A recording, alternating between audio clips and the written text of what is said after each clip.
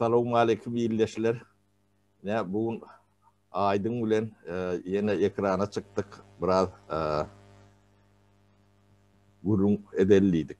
O Türkmenistan var adı. Aydın bu ne mi var adı gurun edellik gibi. Salam vatandaşlar. Sapara size salam.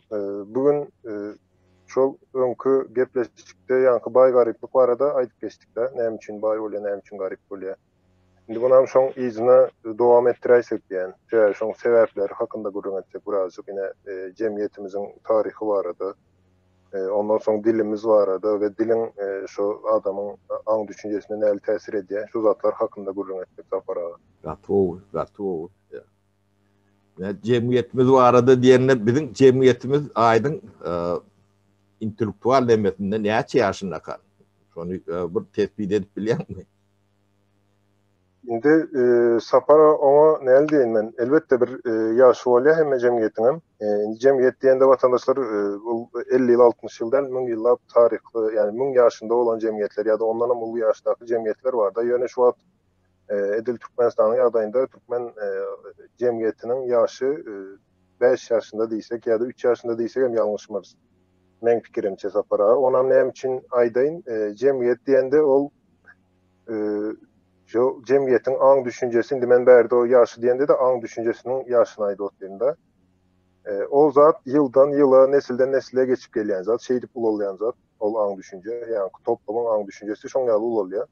Ýöne haçanda sen şol öz geçen ýoluňy ýa-da taryhyny üýtgedip, biri üýtgedip düşündürse ýa-da şu taryhyny käbir zatlary gizlese sen eden zadyny ol elbetde bolsun, dogry bolsun tapawdy ýok. Ýöne tarih yankı edilen zat hakikat näme edilen olsa ýa-da şu cemiyet näme gören olsa tarihte şu zatlar aýdylmadyk ýagdaýynda ýa şu zatlar gizlenen ýagdaýynda eýem o nesillerin arasyndaky yankı baglantylar kesilýär ve täzelden cemiyet täzelden näme başlaýar da. Şoň üçin men pikirimçe şu yine Niyazow döwründe yankı ruhnama diýip ýenem ýalňyş zady öwretdiler. Indi şu wagtdakylarym boýla ruhnamany öwrendiler diýildi. Ýöne şu wagtdaky nesil eýem o nesilden arasy baglantysı ýok hiç ýyly. Indi bärde yankı çay diýdi, atlar diýdi, kitaplarını bilemem atlaryny. Şoň ýaly kitaplar bilen şolary okat, şolary näme edip, soňam taryha ün sörmän hiç ýyly. Şoň netijesinde de ýene ara üzülen, soň cemiyetimiz ýene täzelden ýaňy ýene 3 ýaşynda ýa-da 5 ýaşynda diýip pikir edýän Sapara indi bilemok siz näle, onu elbette birazcık uzun gurrun ederse, ýöne siz näme diýäňiz şu hakynda, ýaşy hakynda? Her rapor täzeden başlamaly. Şeyde yani ben düşünüşümçe o şu tarihini demägi ortadan aýyrtan her rapor täzeden o 4-5 ýaşly ýa-da dogrudur. Var 7-8 ýaş bolsun. O da ulu ýaş däl, 10 ýaş bolsun, o da ulukan näle. Ne şoň käbir subutnamalaryny günlük durmuşymyzdan getireýin. Misal üçin Türkmenistanda ödüm hemme kişi görýär, hemme kişi girip çykyp ulanyp demedip görünne. İki tanak töwde deme sistemi vardır, döwlet magazinler vardır, onuň hususy magazinler vardır. O ýem şoň ikisiniň barlygy sen ýaşyň bilen deňdir. O dogryň bar görýän ikisi vardır, hem döwleti hem demesi. Onuň iki kurs vardır. Resmi kurs diýerler. O bazar kursu diýip bir zat bardyr. O da sen ýaşyň bilen ýaşdaşyrakdyr. Indi sonra bir iqtisadi sistemaň içinde şular ýaly iki anak näme bolup bilermi? Ýok. Onuň cemiyet bunu kabul edýär. Näme üçin kabul edýär? O da bir soru alamaty. Bu demesi bolmaly ýalaklat diýip kabul edilýär da.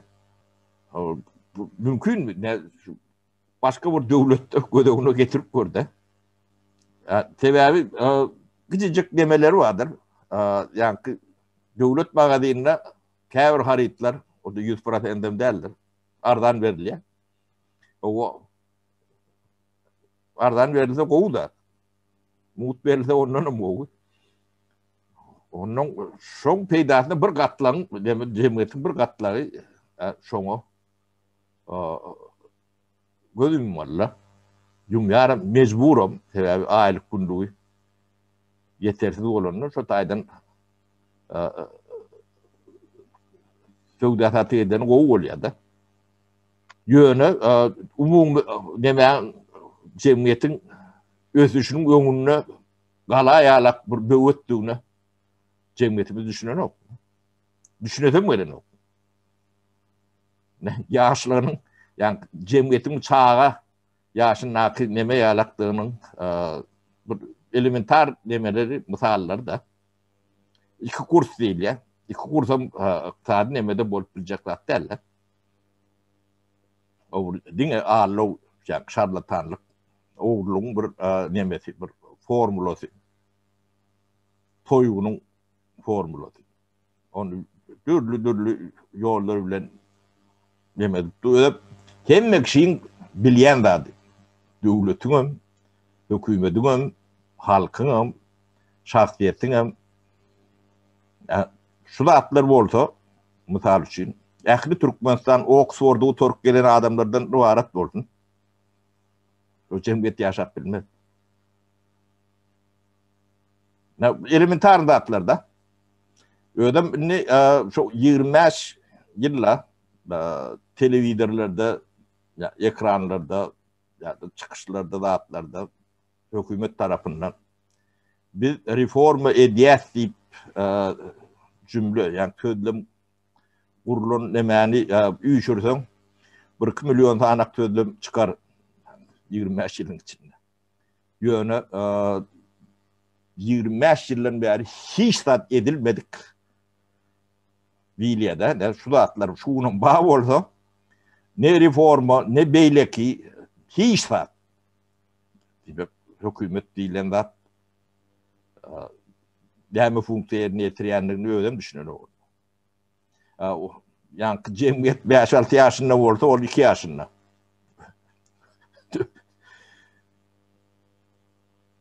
Ana bu halk, bu döwlet, yani gyzyl çykyp duran bolsa baý bolup bilmeýärdi.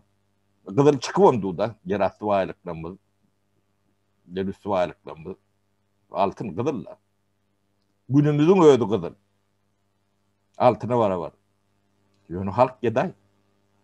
Ve cemiyetimiz entak yani yörcene de yeten nokta.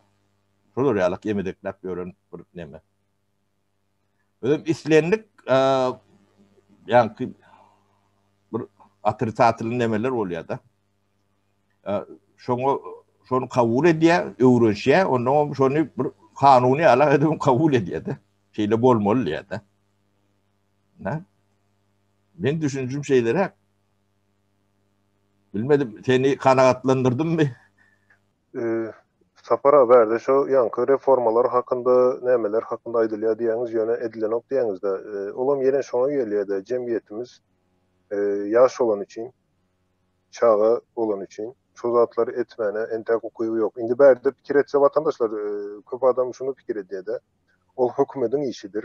Yani hökümet reformanı edýär diýip bilersiniz. Yani o oňaly däl. Hökümet reformanı esasy şu halk edýär, yani jemgyýet edýär. Hökümet böyle yine çalıştı ama arada bir çalıştı. Şu an ikinci önkü hökümet yok. Täze hökümetde şu an istat bolan var, ütken zat ýok. Sebäbi o hökümet diýen zadyň hem ýene jemgyýete bagly. Jemgyýet eger onu näme etken bolsa, ýanky näme diýär, sauçasnik bolanda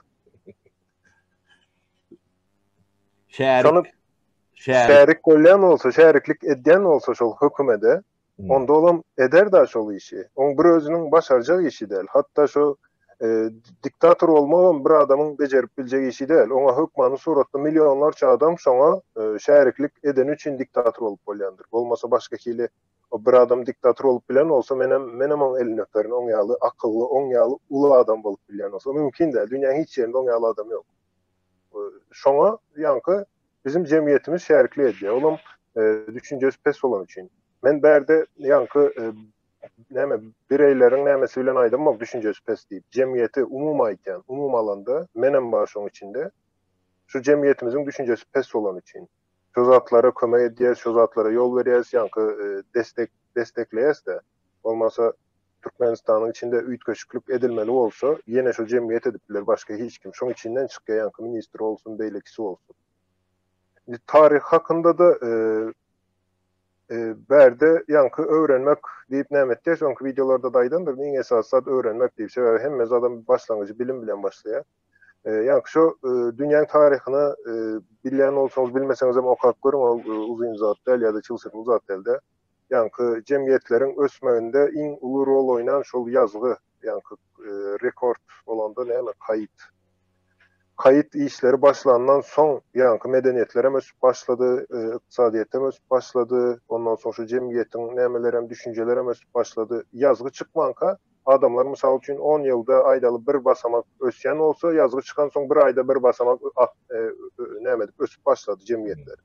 O diýmek näme diýmek? Sen şu bir adam durmuşunda eden işin ya da öğrenen zadını yazga geçiriyor. Ondan sonra onun izinden gelen nesil şoň öğrenen zadını ikinci sapar öğrenmene gerek yok. Hem yazga geçirip adam yankını suud edip gidipdir de.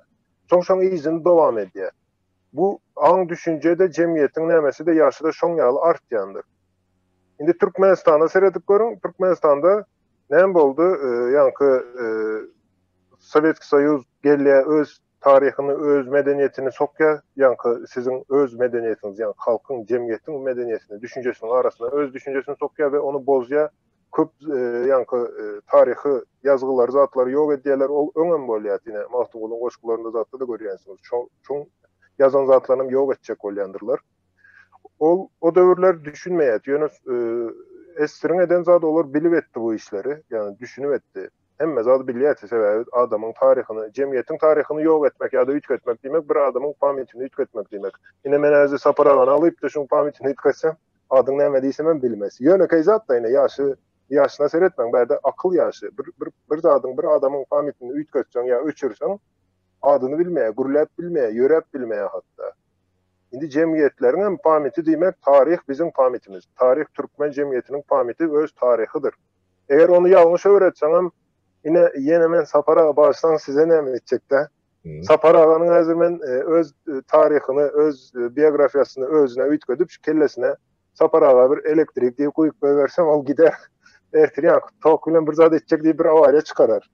Ine ýalňyş bilýärdi, elektrik däl, onu ýalňyşlykla men öwretdim Sapara, ýalňyşdyrdım taryhyny üýtgedip. Jemgyýetiň taryhy edil şoň ýaly tarih. Tarih diýende de indi kitaptan okap öğrenmek näçe derece doğru men bilemek. Elbette kitaplarım doğru yazılanı var, yanlış yazılanı var.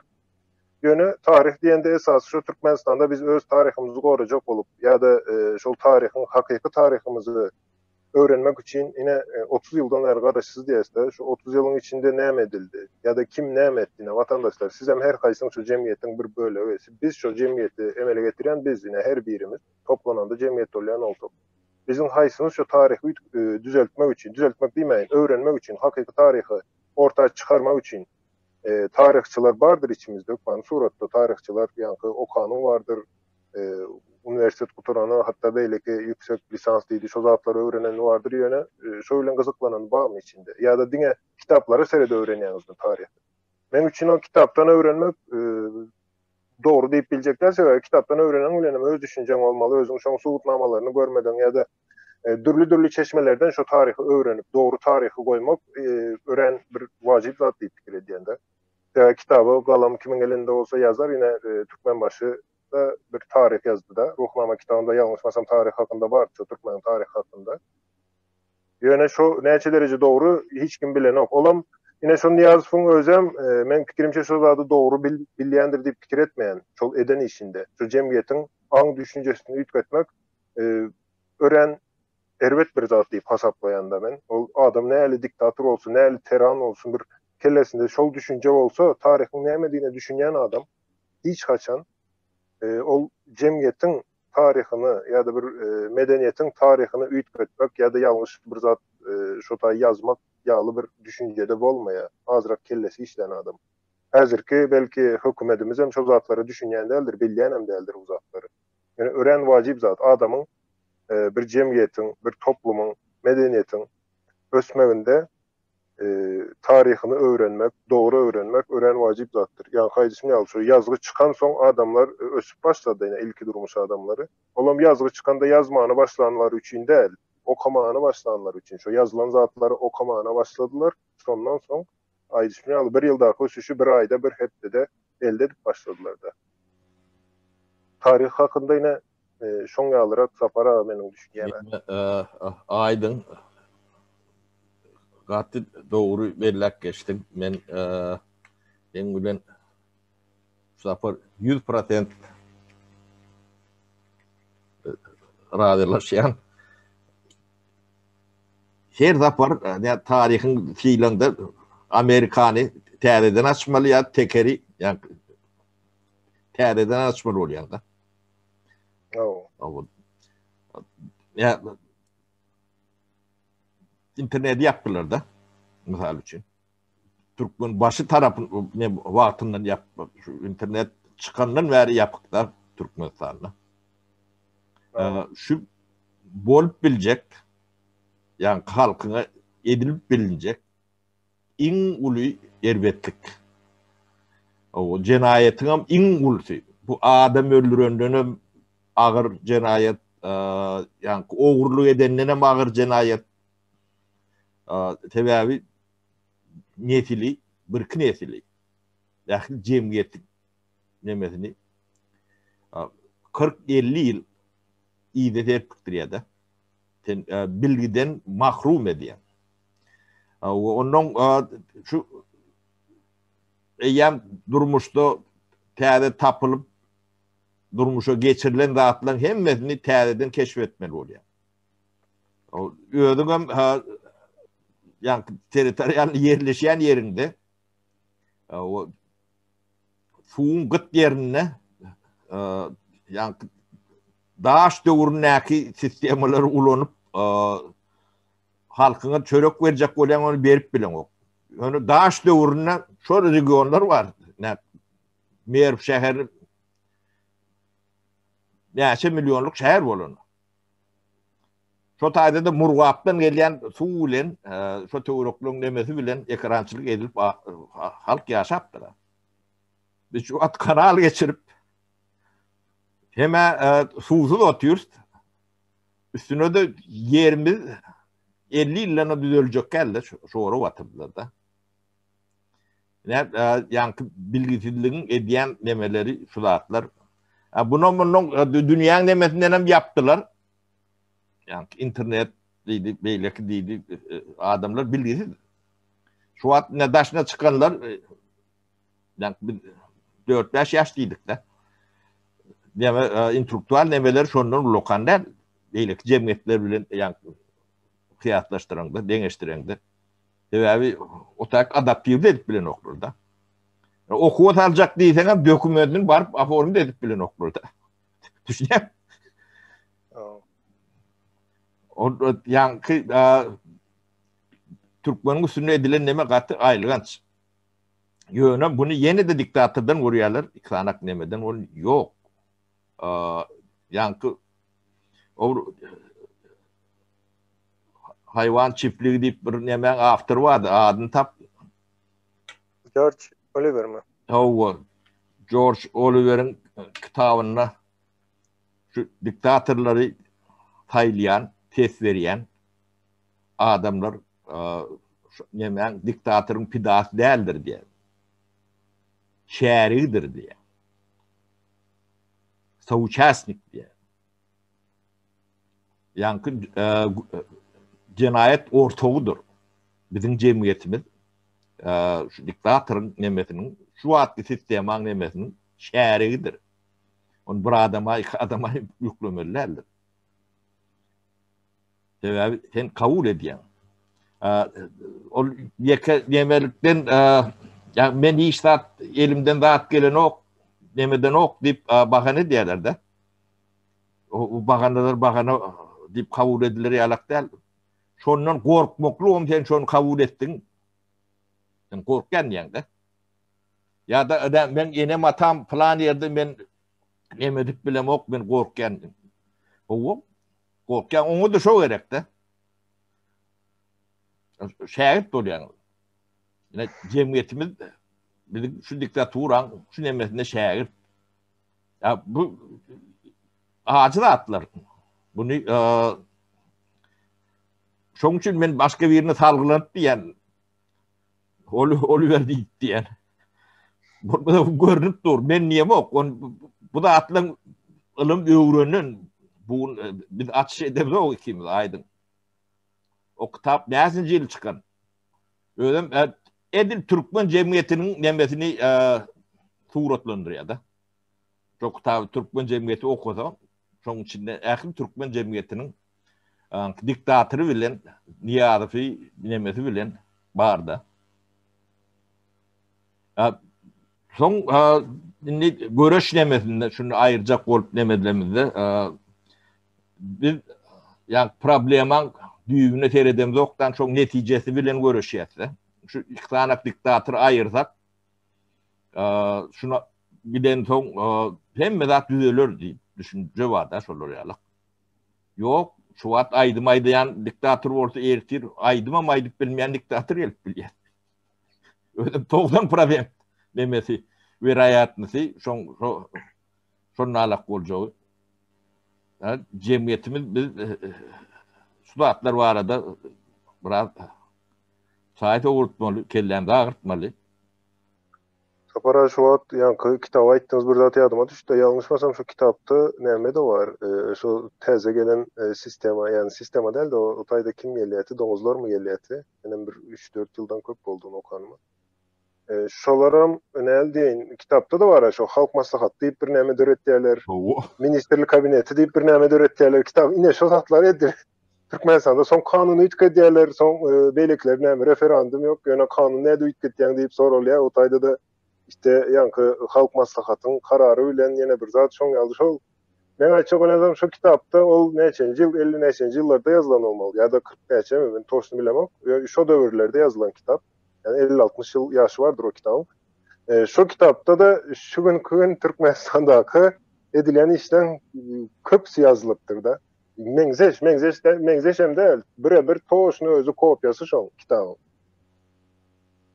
Bilemem, indi belki Türkmenistanda şu kitabın kinosyny çekip ýörlermi şu wagt belki. O da bolup biler. Özümüz kino çekip ýörberler, aýdyn. Türkmenistanyň nemesi ýagdaý kino. Sabara şu taýdy näme aýdyp geçeýin men. Şol ine ýanky Pamit diýilende şo siz aýtdyňyz da ýaşy barada soradyňyz. Näl diýin men? Şo bir edilen işi aýdýanyz ikinji, üçinji sapar açmaly bolýar diýäňiz da. Mysal üçin bir internet oňardylar, ýöne şol taryhy üýtgetseň internet oňarylmady diýikde. Şoň täze neslem ýene internet oňarjak bolýar. Aslında bar oňarylan zat. Yine soğuş sisteması da şu merudek kullanılan sistem. Belki ondan hem gelişen bir sistem olanandırlar şolar. Yöne şonu biz bilemiz ama yazgılarda yok ettiler tarihi. Son entegem şon ýaly bir sistem olanyp gelýärdi. Arada hiç kili üýtgeçlik näme edilmendir, kaýda edilmendir de yazılmandır, öwrenilmendir. Onun elinde kiçeltir bir adamlaryň düşünjek dilinde aýtjak bolsak jemgyýetiň pamit diýsene siz mysal üçin bir köçeden geçýäňiz. Ýöne şo köçeden geçýäňiz hem ýadyňyzdan çykýar. Sebäbi jemgyýet diýende 1000 ýyllar alýar diýdik da ýaşyň 5000 10000 ýyla çelini. Adamyň ýaşynda mysal üçin bir köçeden geçdiň, ýöne şonu sen hiç kili ýadyňda saklanok. Şo köçeden 10 sapar geçseň hem birinji sapar geçen ýaly begenip geçersiň ýani. Birinji sapar gören ýaly bolup her zady. Hiç zat öwrenip bilmeýän, ikinji köçede geçip bilmeýän. Sebäbi şo ýer sen üçin hemişe bir täzelik ýaly bolup durýar da. Ol pamit meselesi şoň ýaly. Son sapara näme aýtsak birazjyk. Ne dil barada. Tariha şoňkaly soňra vatandaşlardan bir haýyşym bar. Näme bizi görýän bardyr, görmeýän bolsaňyz hem tanaýanyňyz bardyr. Şol tarih bilen iş edýän ýa-da şoň ugrunda bir spesialistler bardyr. Şolardan ine haýyş edip soralar şoň ýaly. Türkmeniň tarihi näme? Näme üçin üýtgedildi tarih? Hakyky tarih nirde var, nädip tapyp bolýar. Şoň ugrunda işleseler ol hökmany suratda Türkmenistana baryp aýlyk bilen işlemek diýen zat ýok. Watandaşlar ol aýlyksyz işleme, özüňiz üçin işleň, öz jemgyýetiňiz üçin, öz ýurduňyz üçin işleň. Ol aýlykdan ama uzat diýip pikir edýän men. Sebäbi Türkmen dinini 5000 yıla çelini diýerlerde ine şonça adam sapara jay gursun, ine kanal çeksinler, ýa-da bolmasa bir açış etdiler, ine selekse işi iň bir uzun sürýän işler de ýalňyşmasam. Sebäbi 1000 ýyllarda sürýän selekse işleri bardy. Ine bizim öz ata-babalarymız şolar şo zatlary etmek üçin öz durmuşyny beripdir da, özleri şoň uğrunda ýaşapdyr. Biz hem şu gün gelip şolun eden zadynyň izini dowam etmemek diýmek, olon eden işine, şolun durmuşyna ýok diýmekdir. Boşuna ýaşadyň diýmek. Onu aslında biz günäberde bizde olara edip gelipdir şonça işi. Biz hem olary boş diýäs, ýok diýäs oň ýalzat. Onu el bole sen şu gün jaý salýan, ine oğlum gyzym ýaşasyn diýip jaý salýan, o jaýam gelip ýykyp gidýärler. Sen şu jaý üçin şu wagt daşary ýurtdan işläp beren adamlar men jaý saljak, maşyna aljak, oğlumy öýlendirjek diýip daşary çykyp işleýän ömrüňi şoňa berýän, ýöne ertirsen çağan şu jaý ýyksa maňa gerek däl diýse, ol satmagam däl, bu eleksem däl. Ýöne ýyksa başga ýere gitdi özem.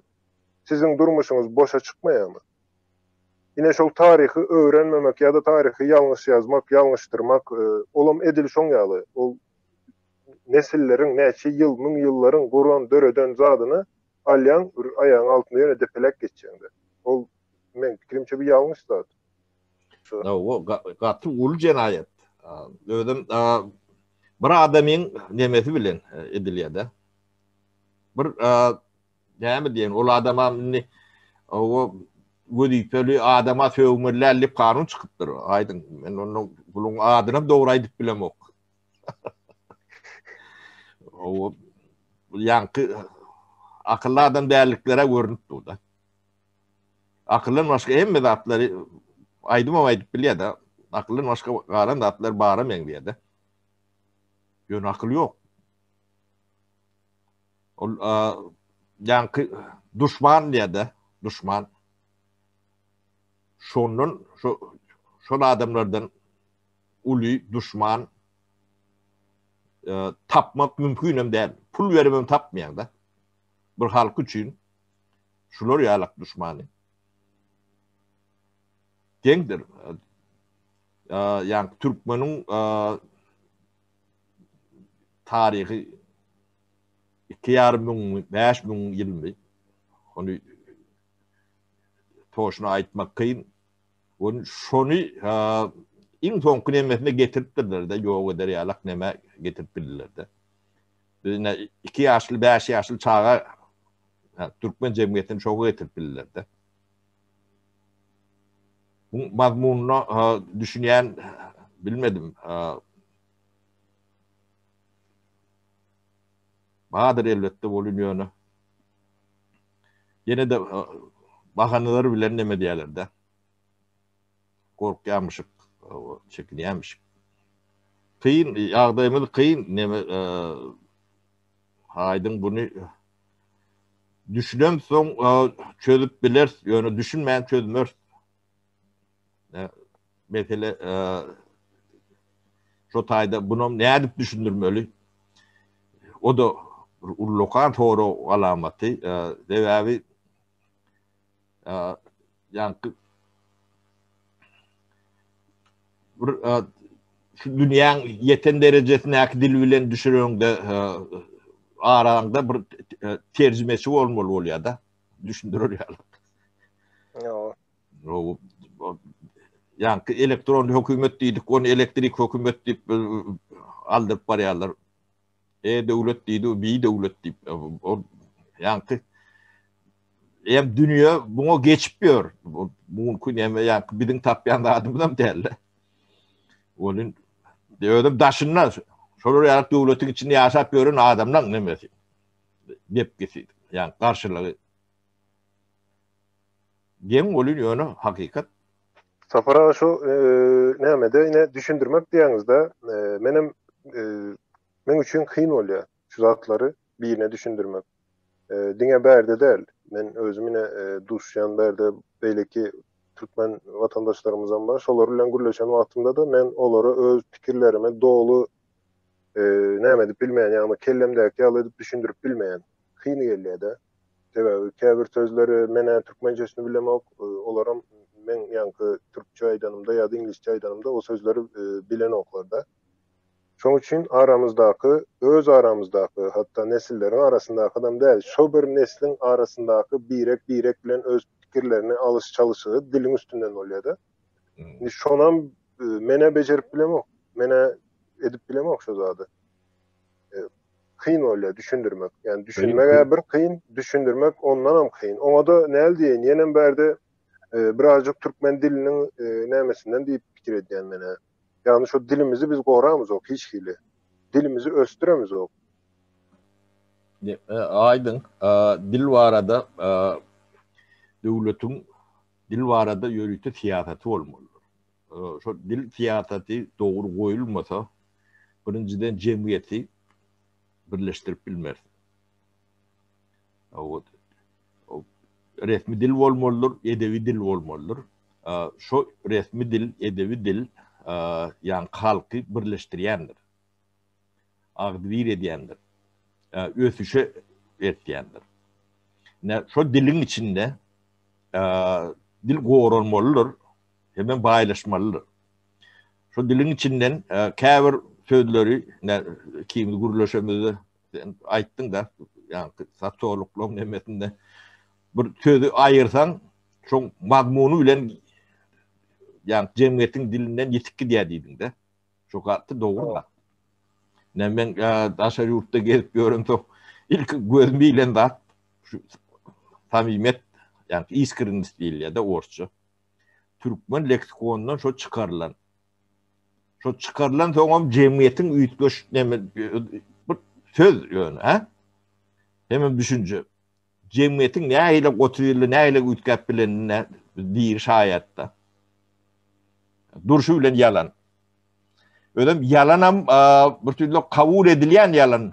Yani ola yalan sözlüğe dip demedim böyle nokta. Yani döwlet 24 saatlap efirden yalan söylüyor. Ödem durma. Dinlep görün halk çağı çuğu 20-30 yılın içinde neyle kolp yetişmeli. Ana şolu realak demesi var bu.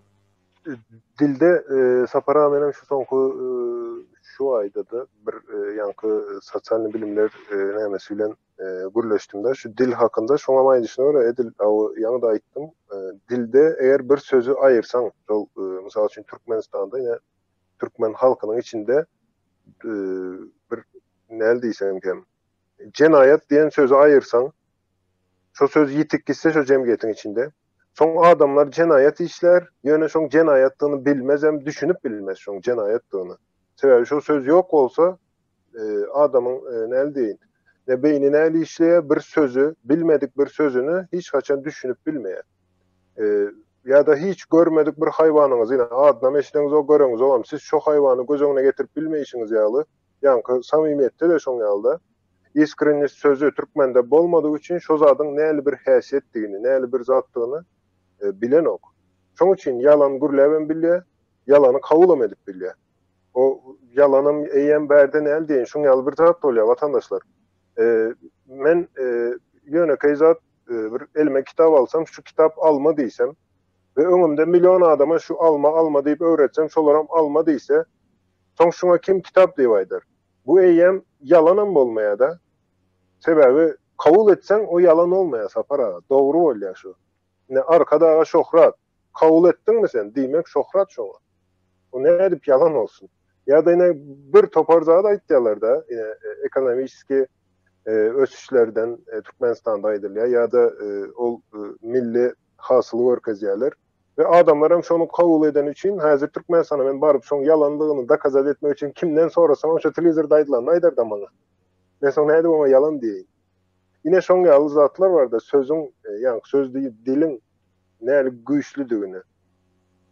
Dil şoň ýaly güýçlü, ýa sözler hem şoň ýaly güýçlü. Ol adamyň gönüden göne şu düşünjesine ya da aňyna, dünýä garaýyşyna, pikirlenme ukybyna dil täsir edýär.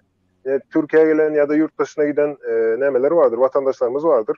Çolar özlerem havar tapman, öz düşüncelerini östürdüler. Näde östürdüler? Täze bir dil öğrendiler. Täze dil öğrenen atın isleme təze kelləngde düşünceler oluyor. Onu barlap bilersiniz, onu ne deyin. Pamitiniz gol olsa şu yurt dışına gelmenke ya da dili öğrenmenke siz nemeler yani hayal etmek değil ya da hayal edip biliyorsunuz. Təze bir dili öğrenen son nemeler hayal edip biliyorsunuz. Yani eğer hayalınızda her hili zatlara düşünmek, birinci gören zatınıza da bir saparda düşünüp gitmek yalı bir okuyuplar peyda olup başlıyor adamda. Olan dilin sayesinde. Yankı dil, söz adamın an düşüncesini çok yalı üstürüyor. Yine kitap okuyanlar var yankı. Ulakan romanlar olsun, beylikler olsun, tapavut yok. Şu kitap okaya, yani adamın özüne seyretsen bir yerde injinerdir. Şimdi injinere şu okuyan kitabın hemen peydası var diyersiniz de öğren ulu peydası var. Yani içindeki sözler şuna peyda ediyor. İnjiner olsa da onun dörediciliğinde təze zatlar tapmakta, təze bir problemaları çözüşü, misal için bir problemanı 2 saatte çözen olsa, yani injiner şu matematika, fizika, yani kimyada ne olsa bilsin, 2 saatte çözüyor. Yani şunun yanında bir 5-6 tane roman okasa yarım saatte çözüp başlayabilir şunu. Yine dilin gücü. O dili de östürecek, koruyacak adamlar, şahiller, yazıcılar, döredicilik işleri, aydımçılar olsun, şolardır yani. Türkmenistan'da şu an seyredip gören yine aydımlarına, zatlarına, hatta kinosuna neredeyin, özümü zorlap diyende bir görecek olduğunda olam düşünmek için ne böyle Türkmenistan'da şu olan kellesinde ne var şu yazyan adamlar şu kinonu. İnanın yarım saatten görüp olmaya, seyredip olmaya yani şu kinonu, devam edip bilmeye. Şu derece ervet zatların emeklerde kinolar çıkarıyor. Aydımlarım şu bir sözü bir 20 sapı aytalayalar, şundan aydım oturuyor. Yani bir aydımda dili koruyan neldeğinine Rusya'da da var, Amerika'da öğren köp onyalı nemeler ya da Angliya var, Fransa var olan yani aydım nemesinde has ösen nemeler. Türkiye'de de var. Aydımlarını dinleyen vaktın şu aydımdan bir manası vardır. Hatta aydım seni tesir ediyor. Şunu yal tesir ediyorsan durmuşunu yıkadık bilen şu aydımın ya da şu aydımçının eden dörediciliğinden. Yani Türkmenistan'ın ne biçimdir? Aydım ne işitmeyene korkuyor. Şunu yal aydayında. Olan bir dilin yankı bir beriyen bariyeri deyip fikir ediyen beni. Aydın ön köyünü halk aydımları vardır. Halk tadı vardır. Halk aydımları olurum yatırdılar. Yani şoğrun katip manili, mazmunlu demeleri kendir. Yani şunun ekranda yok şu an. Berde Saparaya yine bir zalaydayında indi yani size ayttınız da şuna şeriklik ediyor. İndi Türkmenistan'da şunyalı aydımçılar bar olsa ya da şunyalı aydımlar aydolayan olsa ve adamlarım şunu kabul ediyor da yine şehre olan kim? Cemiyet. İndi şol aydımçını al da Türkmenistan'da ne eldeyin? İn bir tanal yani in neme aydımçıları al. Halk şuna yine YouTube'da aydımların aşağını okak görüyen ay berekellah yine neme 100 yaşa 1000 yaşa o şey diyorlar da indi sen şol aydımçını alıp da hazır başka bir hakikattan hakiki yankı aydımı sunuot deyip kabul ediyen bir aydımçının yanına koysan şon dinleyicisi var ya böyle ki dünyada tanınan aydımçıların dinleyicisi sen şu berekellah diyen aydımçının bir sağadan dinleme yani bir minutam dinlemez şunu. Olamam yine kömekçileri cemiyetimiz başka hiç kim. Özlerem değil. Diye cemiyetimiz kömekçiler olarak. Cemiyetem islen ok bizi düşündüren aydım gerek değil diye bize diye bir zat diye açsın kov giyinsin kov boyansa demek çok cemiyetin hem talavı şu. Olaram şu talavı karşılaya başka hiç zat verdi. Aydın çıkalga nerede? Ne halk şontu oraya. Çıkalı Saparan el değil. Men üniversitedeki bir neme vardı. Yani profesörler de atlarıyla konferansiyada da atla gürleşedik çay içip zat edip 4 kişi 5 kişi son bir olur ne eldeyin özlere 15-20 kitap yazanları vardı içinde yani yüzlerce yani akademik işleri var olan araştırmadıydı belki işleri ondan sonra okan kitaplarıyla kızıklanıyorduk. Neyse kitap okudunuz? Ortalama 10.000 kitap. Apara bunlar 50 yaş 55-60 yaşlardılar. Sapak zat berenok dünya şoňa konferensiýa zada gatnaşýarlar. Şolar 10.000 kitap diye de ortalama okan kitaplar 10.000 kitap şu durmuşunda. Sonra ýaşdaýyn biz näme etmeliýin ýaşlar. Soň olara aýtdy. Men diye 10.000 kitap okudum ine 100 tane kitap yazdım ya da 20 tane kitap yazdım. Ve bir zady düşündüm. Men hiç zat bilemok diye. Hiç zat bilmeýändigime düşündüm diye de. Indi men açacak olan zadım berdi. Olara elbette dünyada yankı adamın tutuş dünyanı göz önünde tutup aytýarda hissat bilemek deyip. Türkmenistan'da da bu zatlar düzeltmek için sapara edilmeli iş. Her bir adam öz için yankı özüne cevap verip, misal üçün bir adam aydalı eşiklik bilen olsa, şol eşiklikkende cemiyet üçün näli, şol edýän işini ya da bilýän işini nädip ulanyp biler. Tarihi bilýänmi ya da tarihi öwrenýänmi, şoňa höwesiň barmy, sen şonu cemiyet üçün ulanmak. Ya da sen finansiw tarapdan bilýänmi, şo Türkmenistandaky finansiw sistema nädip düzeldip bolýar? Yani düzeldilmeli zat sapara Türkmenistanda müňlerçe bar. Ine muň jogabynyň ýoklugy şoň üçin jogap ýok. Diktator ayırsan düzelýär. Diktator ayırmak için onda hem pul topla bir killer tutup diktator ayıryan da onun peydası yok da hiç hile. Peydası yok vatandaşlar. Berde düzeltmek demek cemiyeti düzeltsen şu tayda diktator dürep bilmeyen. Şoň üçin her bir adam öz jogapkärçiligini şu zadyň öňünde ýene aýdyp taryhy üýtgetmek ören ul jenayetdir. Hatta şonu ýene öňkü bar olan taryhymyzy kabul etmemek ulu bir jenayetdir. Ol siz inanmaň käbir taryhlar vardır. Türkmen eýledir, Türkmen dünýäde beýledir, Türkmen özüni dünýäde tanat, şu at telewizora seretden dünýäde parlak ýyldız etdi ýene näme diýede ýöne uzağa gitmek gerek de. Türkiýede köp adam Türkmenistan diýsen nirde diýip sorayanlar var da. Dünya nirde Türkiýe gapdalymyz da. Ya da şu at Malazya'da edip sonra Türkmenistan diýip ol dogry zady öwrenmeli. Birinji nowatda özümüz bir problemaň nämedigini, şoň özümüziň ine eğer cemiyetin pameti yok olan olsa, tarihi ütködülen olsa bizim cemiyetimiz kesel demek. Onam kabul etmeli. Kabul etmen düzeldip bolmayan sapara. Birinciden şonu kabul etme, sonra her kim öz jogapkärçiligine duyup başlan soň bu zatları düzeldip bolar. Sonra vatandaşlar şunu bir maslahat berýärinde men näl deýin. Özüňiziň kimligiňizi tanamak üçin onu komentariyada ene boş görüň bolar. Bu ýöne menem özümün kimligimi ýaňy ýakynda tanadym. Entegem dolu tanamak, ýöne bir 50%-imi tanadym, ýaňy ýakynda tanadym. Olam nädip boldy? Özümün kimligimi tanamak üçin birinciden bir hiç kimin ýok ýerinde ene köçede ýöne ýören wagtym, käwagt ýörüşeden 2 saat, 3 saat ýöreýän. Indi yarım saatym ýörep bilersiň. Ýöne bu zat başlan soň ine şu pikir barda. Men näme üçin ýaşaýan? Men näme etmeli? Ya da men ine soňky 10 ýylda näme etdim? Şu pikirler bolýar.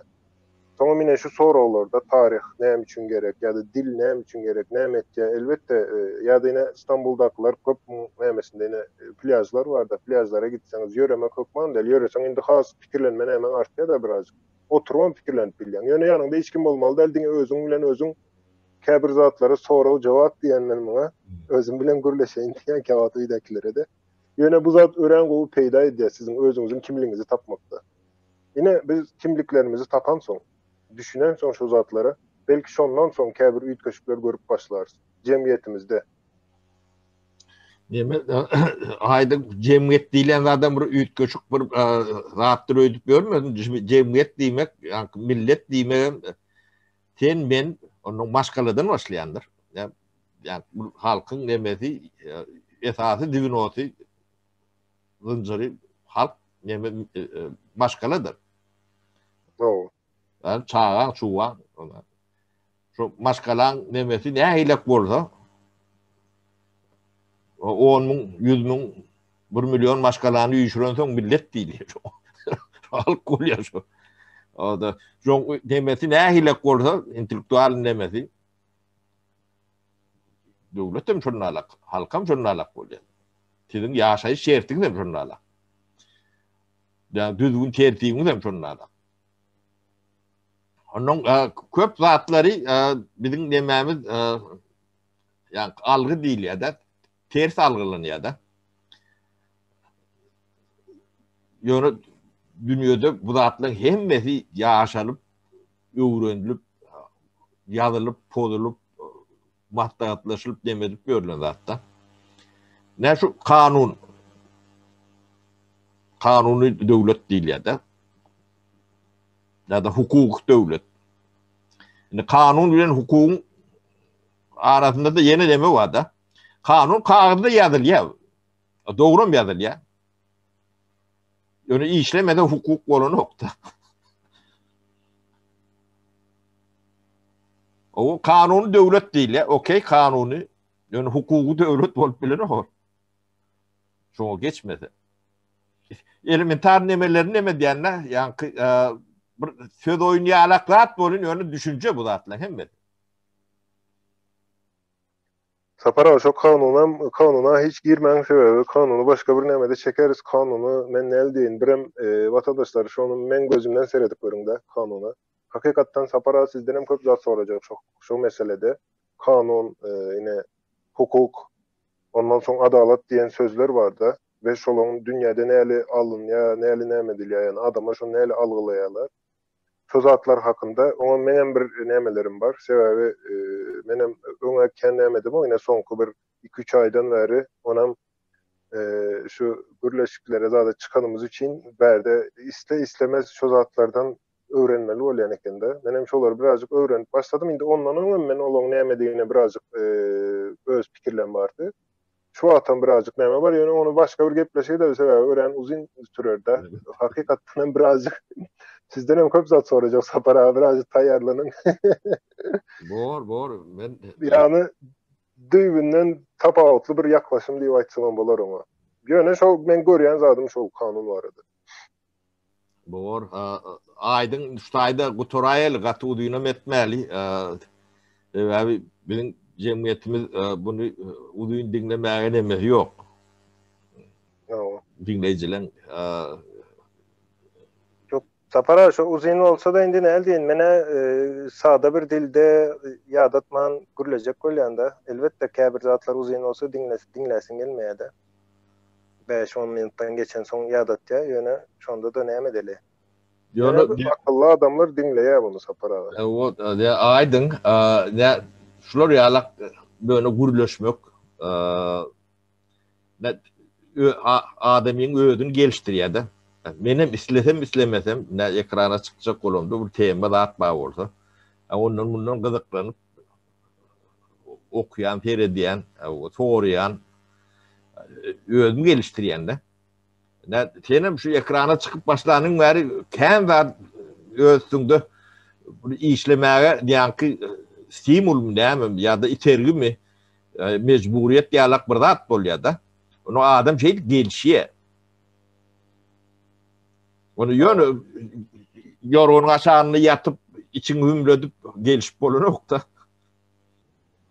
Sapara öňe maýdandyr ýanky Türkmenistanda şu wagt iň gyska ýolu şu Türkmenistandy düzeltmek, olam adamlary zastavit etmek, näle zastavit etmek aç kalsalar eýem özleri işlep başlaýardy soň. Bizim aýtmamyza gerek ýok. Ýöne şu näme ýok da ýanky aýdyşyňyz ýaly mejburiýet ýok şu wagt. Ine men berde bir efire çykjak bolsam bir zatlar öwrenmän, hiçsat bilmän näde çıkayın, näde gürläýin şol watandaşlaryň önünde bir zat aýtjak bolsam men şonu hukmany suratda kän bir ýalňyş goýbermemek üçin. Indi bu arada watandaşlar bizem kän bir taýýarlanyp näme edip çykamyz ok ýöne käbir ýerde ýalňyş aýdyp bilersine ýyl meselesinde ýa-da ýene bir zat toşna informasiýa däldi. Ýöne şu mecburiýet adamy isleme geliştirýär. Mecbur olan wagtynda, mecbur galan wagtynda. Şoň üçin şu Türkmenistanda da iň gyska ýoly şoň ýaly düzeltmek bar da, ýani açlyk bilen düzeltmek Türkmenistany. Ola gelýär, ondan bilmedim soğulup kaçıp bilecek ýagdaýlary ýok ýalak görünýär da. Ola açlyk ýam gapyny kakıp dur. Onun çözümden tapıp bilen oklar, tapıp bilmäge okuyuplarım ýok. Şoň üçin biz bunu prognoz edemizde de gaty arkaýyn etdik de. O ne açlyk gelmeli. Sapara berde şoň ýazat bar. Şu Türkmenistanda şu açlygyň çözümü bilimiň üstünde ýatydy ýene. Bilim ýanky adamlar biliýli adamlar onu çözer Türkmenistanda. Ýöne gynansak da Türkmenistanda şu bilim ýok. Şu çözmek üçin şu wagtda hökümetde bilim ýok. Ýöne şu hökümete adarmak üçin bilim gerek. Cemiyetimize de bilim belirlendir de. O bilimsiz yeme yok, durmuş yok. Aydın. Bilim yine de bilim. Bolya aydın şutayda gutura elini. Burada Sapara var. Vatandaşlar sağ olun emmenize. Samanca oturun samanca kalın. Ya sağ olun. Aydın tenem sağ ol. Yine de efirde duşayançak. Sağ olun. Sağlıkta görüşelim.